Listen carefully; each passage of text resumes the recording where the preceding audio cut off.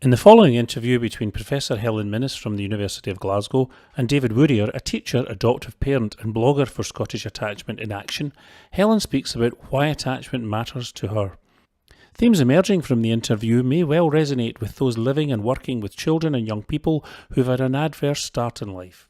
Hello, my name is David Woodier. I'm a teacher of looked after children, and I'm here today to interview Professor Helen Minnis about her work and her research. I'm doing this on behalf of Scottish Attachments in Action.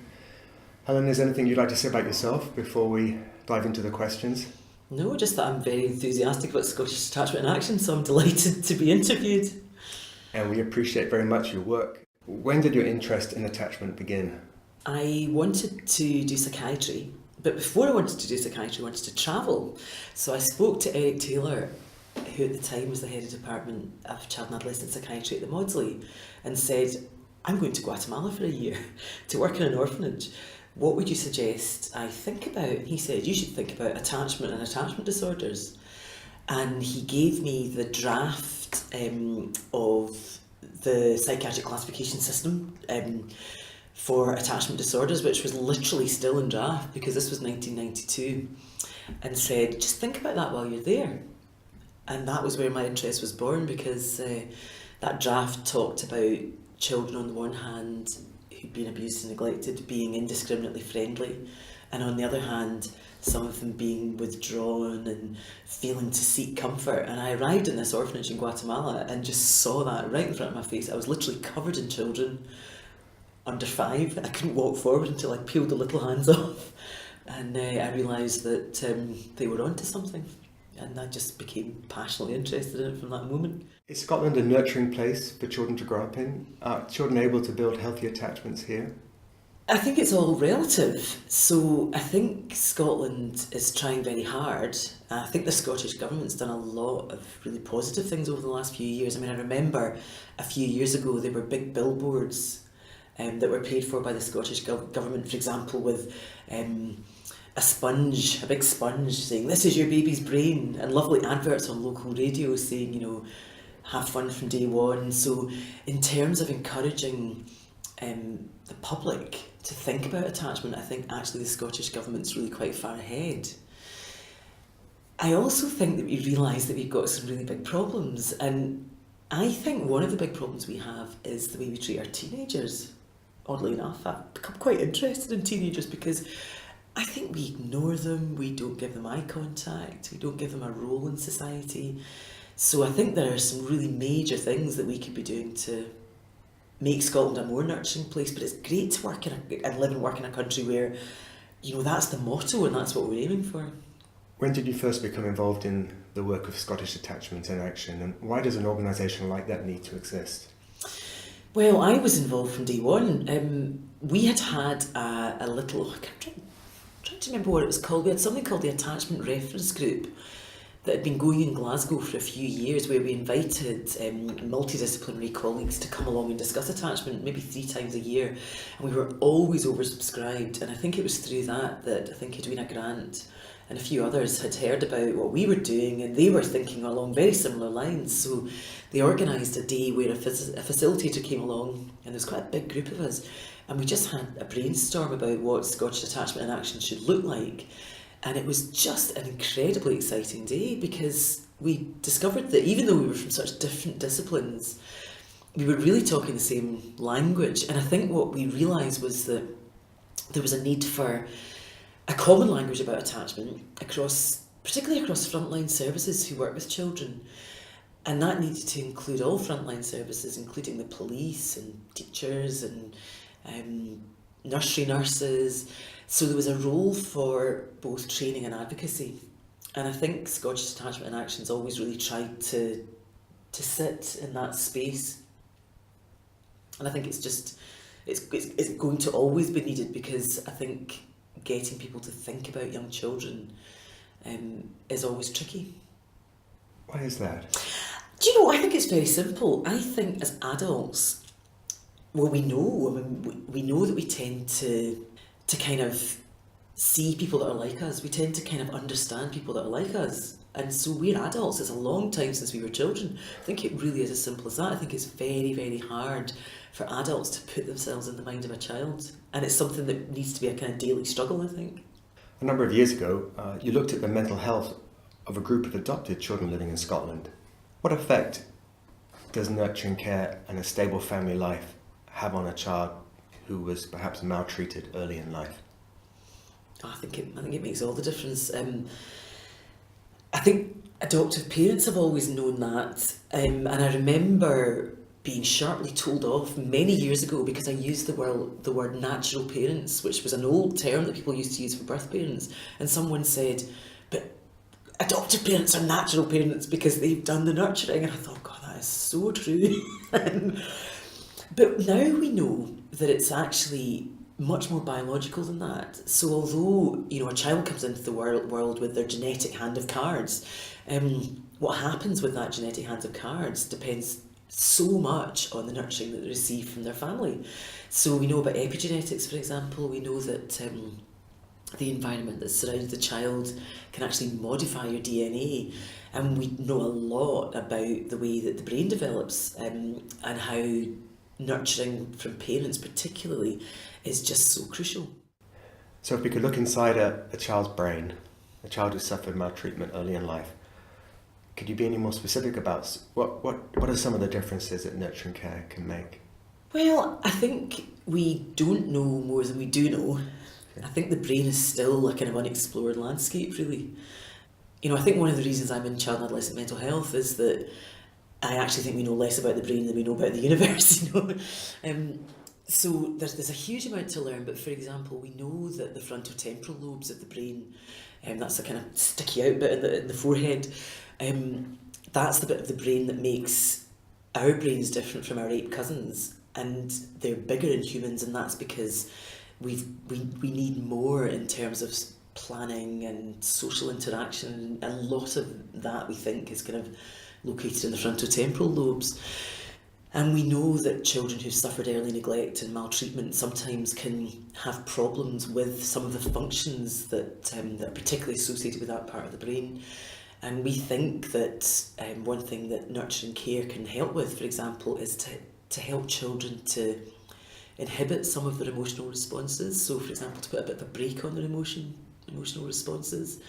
And also just to really learn the importance of plugging into other special people, and I think again that's something that you learn through being part of a family, and being kind of having the world kind of interpreted for you through your parents and your older siblings and your gran, those kind of people.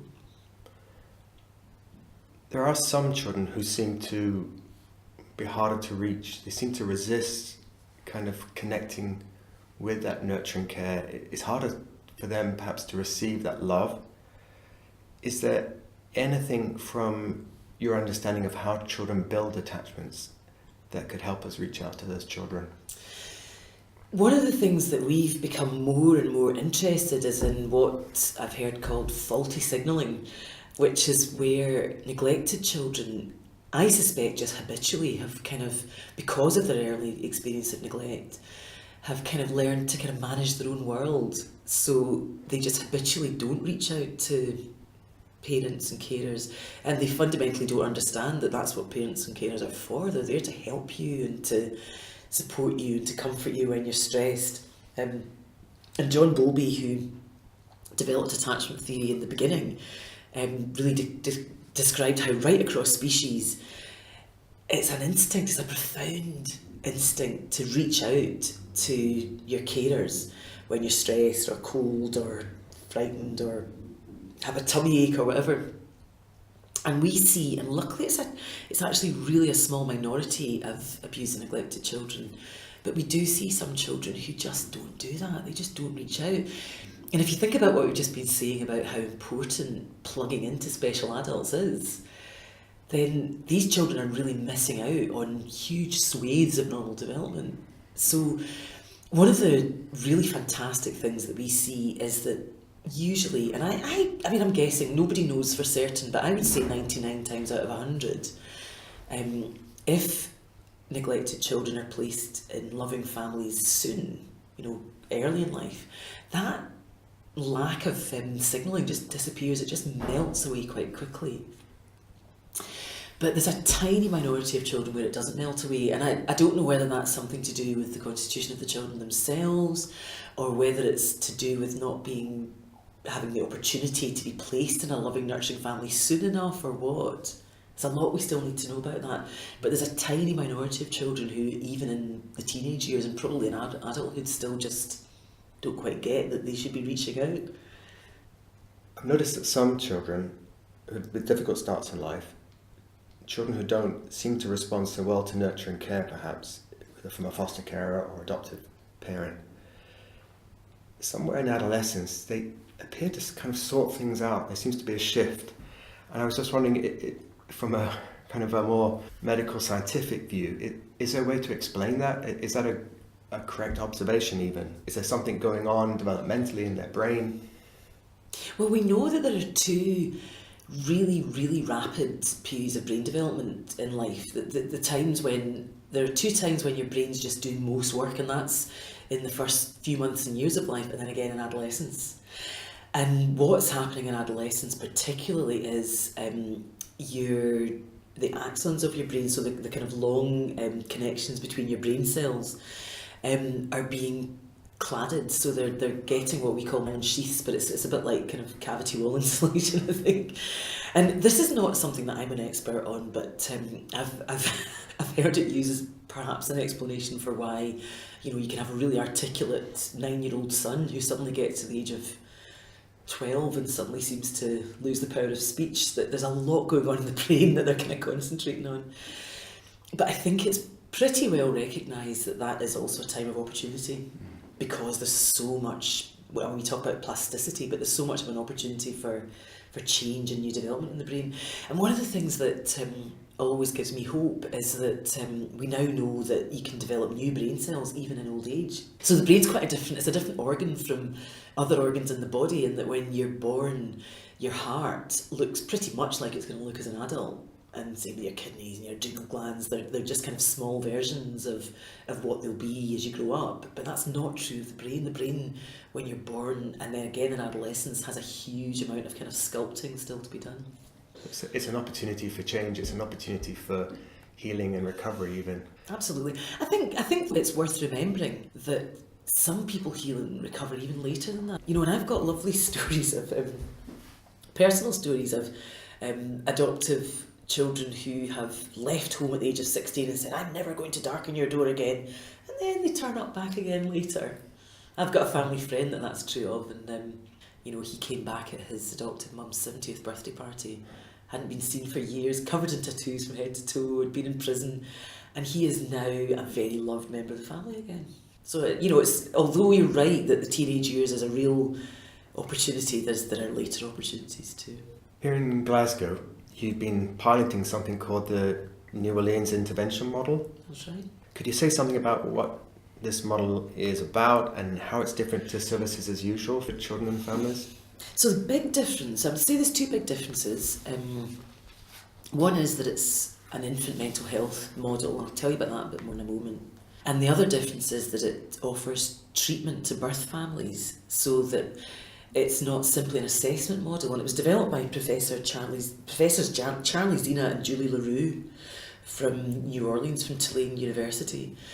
And for a long time in New Orleans, every child who was under the age of 5 who came into an episode of foster care was offered this model.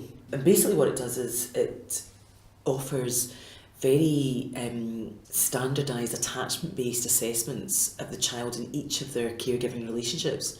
So if you had a child, for example, with 2 foster carers and 2 birth parents, they would come into the clinic 4 times for these assessments. And they also do interviews and questionnaires with the birth parents about their own experience of attachment and caregiving. And they refer the birth parents for help. So, for example, if they've got problems with substance misuse or domestic violence, they'd get referred on. That process takes about 3 months, and then there's a period of quite intensive treatment with the aim of changing the birth family's relationships enough that they can get their child home.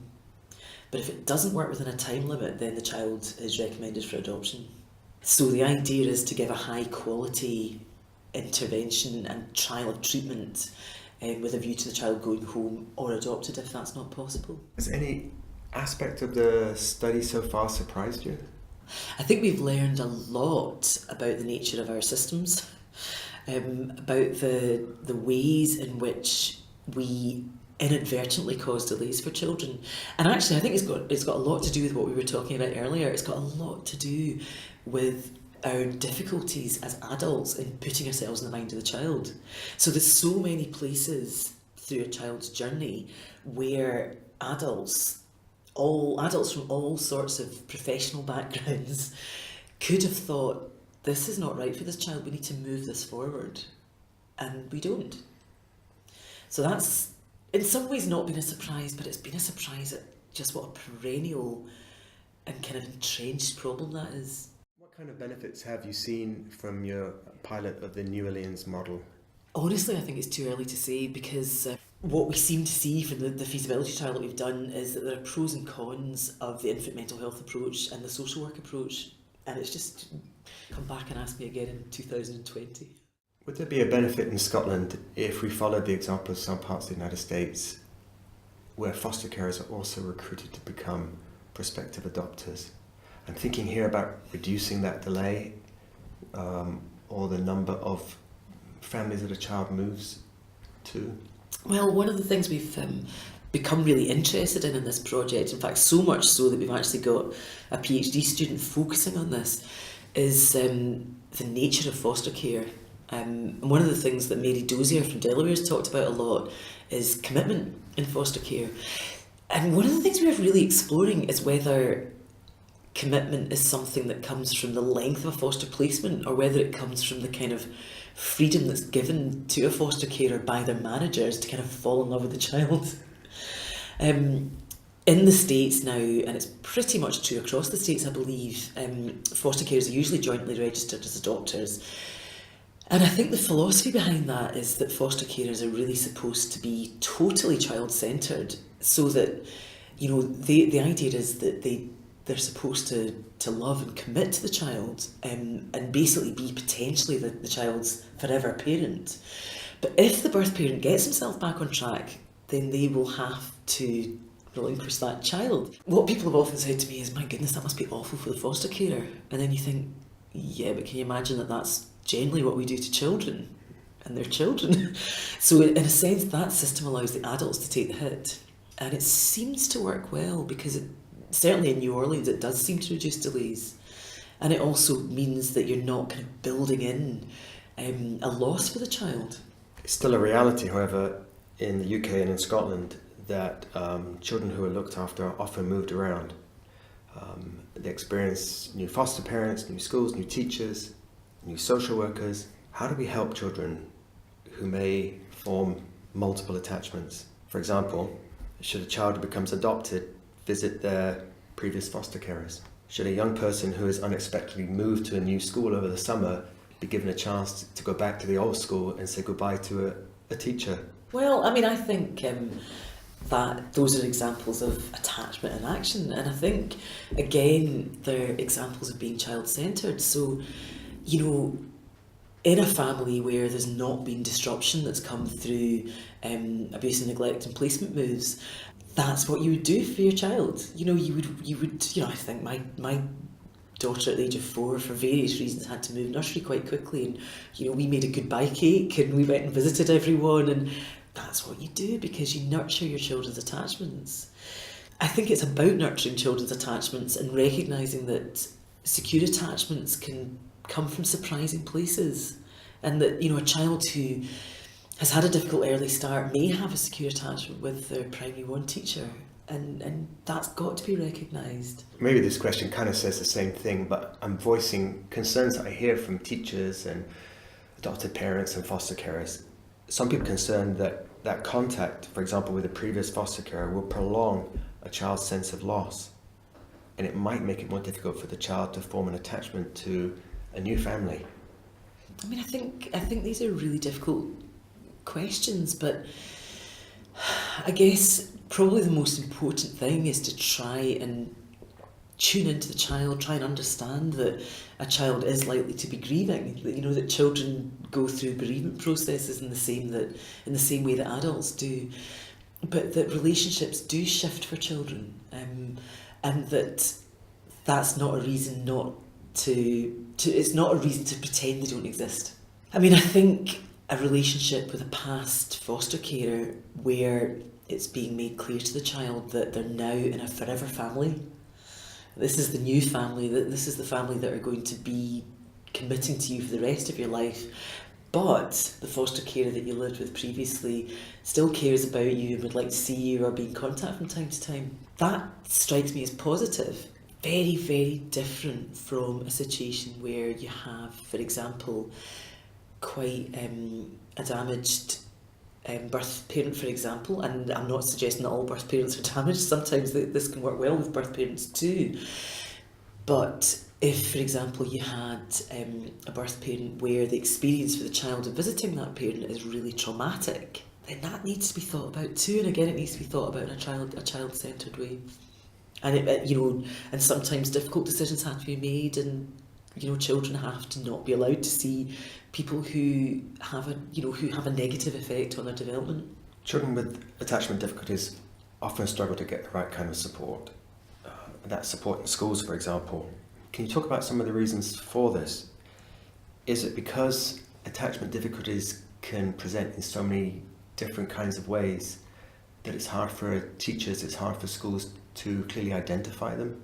I think there's a lot in that. I think identification is a problem, and I'm going to tell you about that in a moment. But before I get on to that, I think you're absolutely right. Children with attachment issues, particularly if they actually have attachment disorders, nearly always have other problems. And I think that really is confusing. It's not just confusing for teachers, it's also confusing for parents and clinicians as well.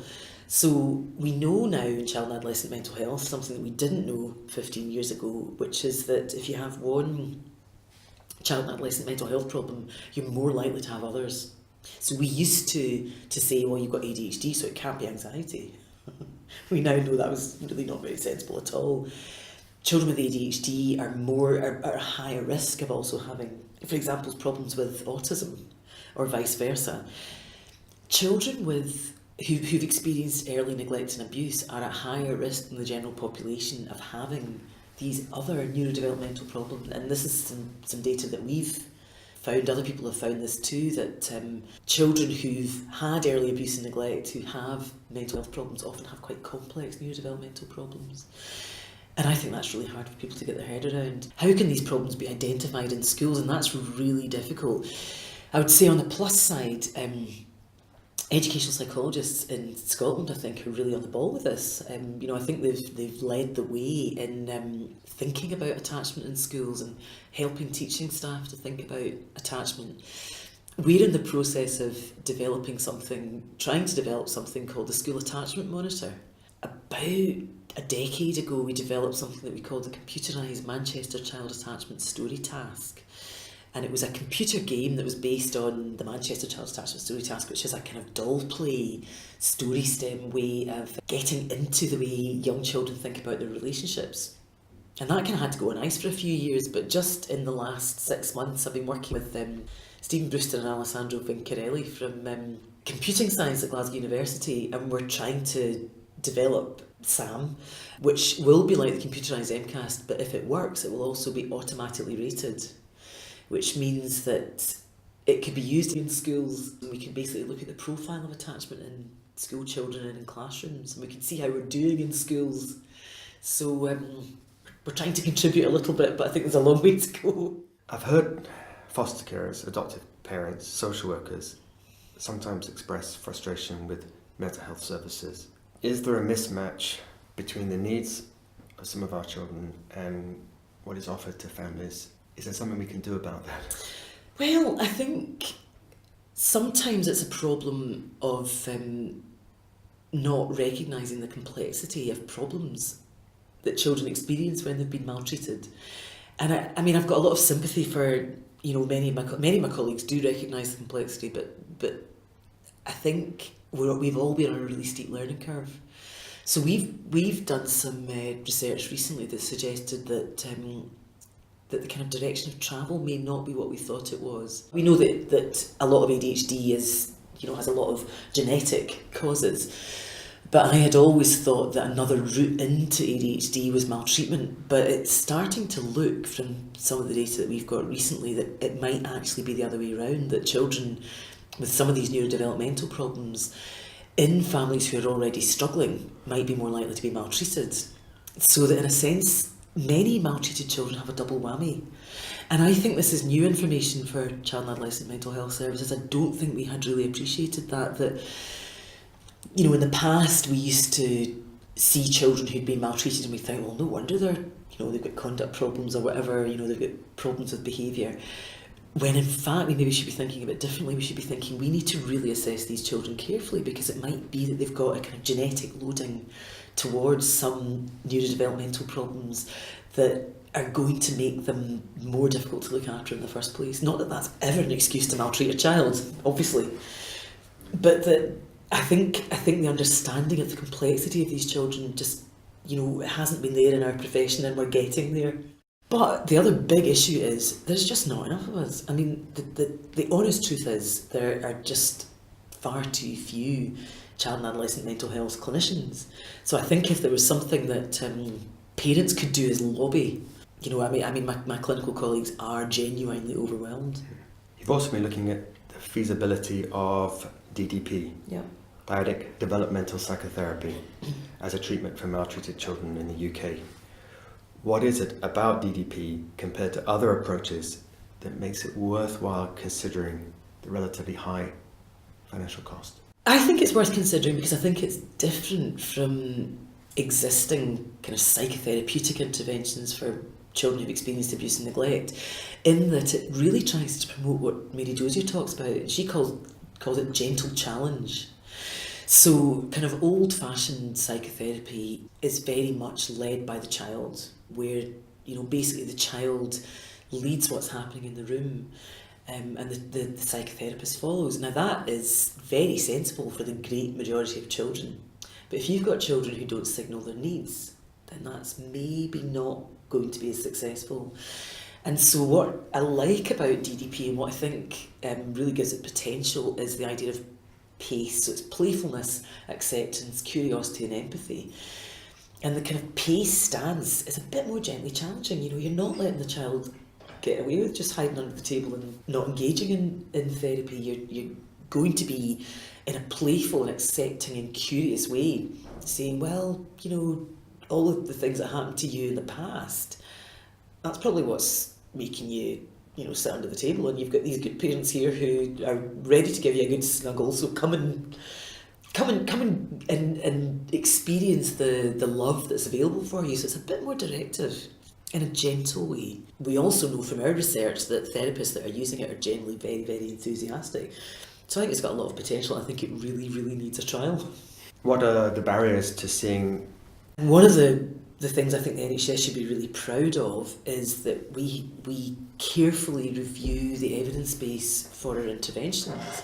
And unfortunately, we haven't yet got a very robust evidence base for DDP. We really need randomised controlled trials if it's going to be able to be commissioned. If the NHS is going to take this on and roll it out, they're going to have a robust evidence base, so we need those trials. We're putting in an application in the middle of next year that we're crossing fingers about. Over the last 10 years, is it fair to say there's been somewhat of a resurgence of interest in attachment, particularly in Scotland? Oh, I think so. It's funny, it's a bit of a double-edged sword. I was at a meeting a couple of years ago in England with lots of social work academics. I think I was the only child and adolescent psychiatrist, and people were saying things like, all this early years stuff and all this attachment stuff, it's kind of flavour of the month. And I'm thinking, sorry. So, there are, in some circles, I think people don't quite see the importance of it. But again, I think that's one of the reasons why I'm really happy to be living and working in Scotland, because I think it has kind of got into the I think we've developed a shared language, and I think Scottish Attachment and Action has to be patted on the back for that, but I think there are other groups that are really working towards a much more nurturing place to live. I mean, for example, I think it's absolutely wonderful that in education we now have this whole idea of how nurturing is our school, and the idea of nurturing schools, and just the understanding that a nurturing place isn't a kind of wishy-washy place or, you know, a kind of soft option place at all, but that if we're nurturing, children can thrive, and that they do well emotionally and behaviourally, and they also do well in terms of their attainment. So it's a bit of a no-brainer, really. What would it take to put attachment into action even more in Scotland? I think we just have to keep harping on about it. I think we have to realise this is not flavour of the month.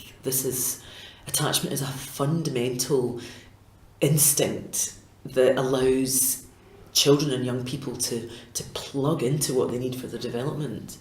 And there's a reciprocal caregiving instinct in adults to respond to that. And that's the glue that holds our society together.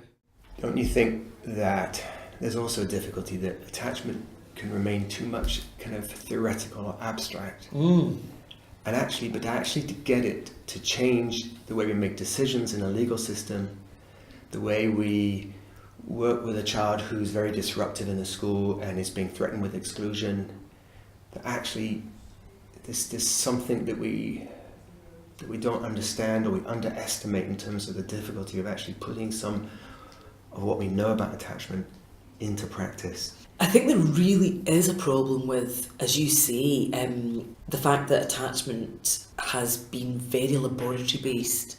I mean, there's a recent NICE guideline on attachment, and I think unfortunately, and this is not a criticism of the people who wrote it at all, but for example, some of the measures that they recommend being used in clinics, no one's going to use them because they're too cumbersome, because they're laboratory measures. You know, for example, the gold standard measure of attachment in young infants is the strange situation procedure. Now, I think that's probably the most important scientific advance of the 20th century. However, it takes 2 or 3 people about 20 minutes to actually do it, and that's, you know, not in addition to the setup time, and then, you know, it takes about an hour and a half to rate. Somebody's got to go to Minnesota to get the rating. It's not feasible in the NHS.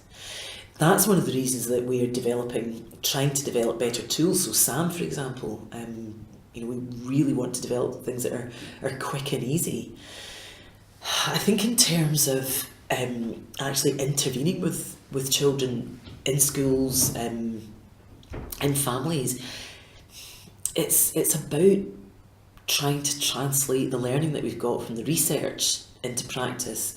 And I think things like how nurturing is our school is phenomenally important, because if you've got teachers who understand the roots of children's behaviour, it's actually going to change the ethos of the classroom. So I wouldn't underestimate the importance of talking about it. Helen, thank you very much for your time and for these very interesting answers you've given, and again, how much we appreciate your research and your work and your advocacy for children and young people in Scotland. Thank you. Thanks very much, it's been a pleasure.